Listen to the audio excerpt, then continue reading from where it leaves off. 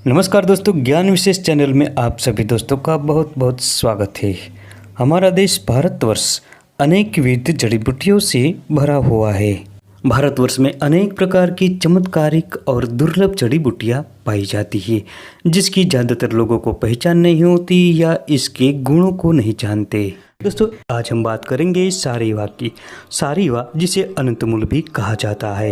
हिंदी में इसे सारीवा, अनंतमूल, कपूरी, खालसा जैसे नामों से जाना जाता है। फॉल्स सार्सपरिला और इंडियन सार्सपरिला इसका अंग्रेजी नाम है और हेमिडेन्समस इंडिकस इसका वैज्ञानिक नाम है। दोस्तों, अनंतमूल की एक लता होती है जो वृक्षों के आश्रित बहुत फैलती है। ये पंजाब, उत्तरी भारत के जंगल क्षेत्रों में, लाल मिट्टी युक्त कीचड़ वाली पहाड़ी भूमि में तथा भारत के ज़्यादातर इलाकों में पाई जाती है। ये लता ज़्यादातर जमीन पर फैलती है।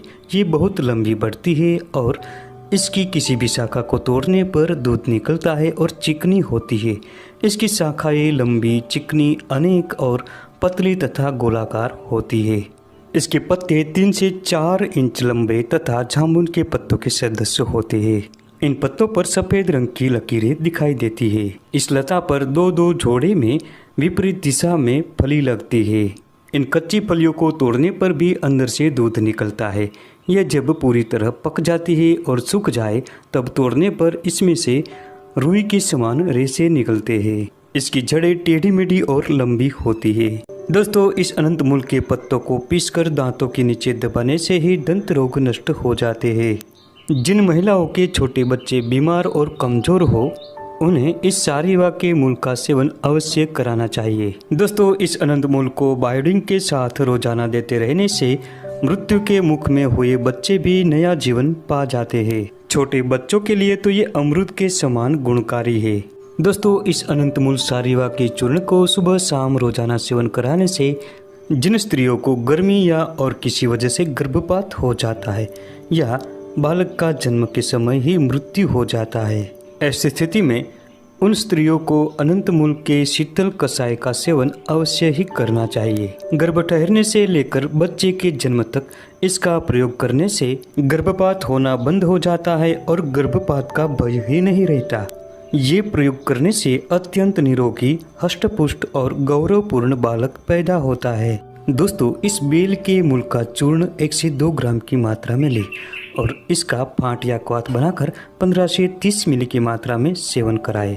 इससे महिलाओं में होने वाला श्वेत प्रदर यानी सफ़ेद पानी की समस्या दूर होती है। दोस्तों, जिन लोगों को पथरी की समस्या हो, ऐसे लोगों को 5 ग्राम सारीवा मूल के चूर्ण को गाय के दूध के साथ मिलाकर रोजाना दिन में 2 बार पीने से पथरी टूटकर मूत्र मार्ग से बाहर निकल जाती है।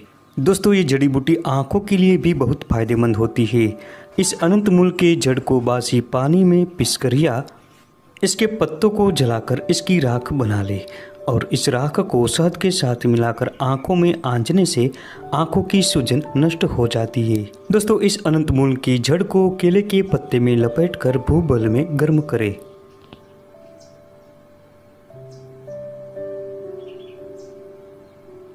जब केले का पत्ता जल जाए तो जड़ को निकालकर भुने हुए जीरे और शक्कर के साथ मिलाकर पीसकर गाय का घी मिलाकर सुबह शाम रोजाना सेवन करें।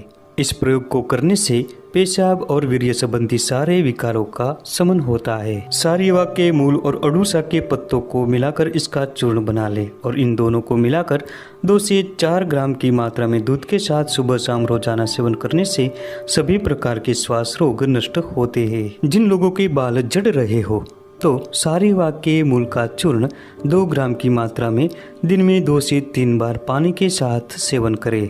इससे बालों का झड़ना जल्दी ही बंद हो जाता है। दोस्तों, सारीवा की जड़ का चूर्ण 3 ग्राम की मात्रा में शहद के साथ मिलाकर दिन में 3 बार सेवन करें।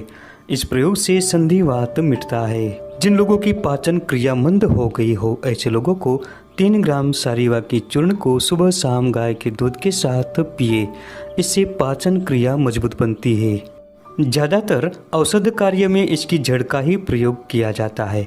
अगर पेट में किसी भी प्रकार की खराबी हो तो इसकी जड़ का चूर्ण 3 ग्राम की मात्रा में पानी में घोटकर पीने से पेट का दर्द दूर हो जाता है।